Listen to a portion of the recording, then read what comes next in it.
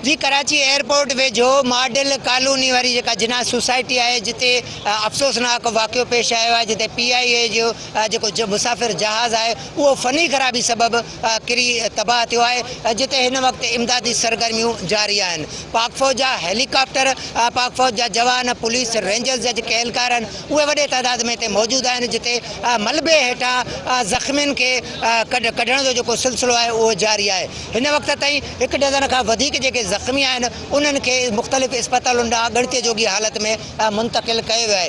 जॾहिं त इन अञा बि ॿुधाए पियो वञे त 80 खां वधीक मुसाफ़िर आहिनि जेके मलबे हेठां आहिनि ऐं उन्हनि खे कढण जो सिलसिलो जेको आहे उहो जारी आहे। उन खां अलावा जंहिं जाइ ते वाक़ियो पेश आयो आहे, 4 माड़ जेका इमारत हुई उन में बि जेके घर भाती आहिनि उन्हनि 4 घरनि में उहे बि उन्हनि खे बि जेके उहे बि मलबे जे हेठां आहिनि उन्हनि खे बि कढण जो जेका कोशिशूं आहिनि उहे जारी आहिनि। फायर ब्रिगेड जूं गाॾियूं जिन जहाज़ जी बाहि विसाई, उन खां अलावा 7 खां वधीक जेके घर आहिनि उहे बि शदीद मुतासिर थिया आहिनि। 4 घरनि खे बाहि वकोड़े वई हुई ऐं जॾहिं त बाक़ी जेके घरनि खे में जेको नुक़सानु आहे उहो रसियो आहे। हिन वक़्तु जहाज़ तोड़ी भरपासे वारा जेके घरनि जी बाहि आहे उनखे विसायो वियो आहे, पर अञा बि उन्हनि जाइनि तां जेके धुओं आहे उहो निकिरी रहियो आहे। हज़ारनि जे तइदाद में हिते शहरी जेके आहिनि उहे मौजूदु आहिनि। इमदादी सरगर्मियूं जारी आहिनि। ज़ख़्मियुनि खे कढण खां पोइ मुख़्तलिफ़ इस्पतालुनि ॾांहुं मुंतक़िल कयो पियो वञे। हेलीकॉप्टर, उन खां अलावा जेको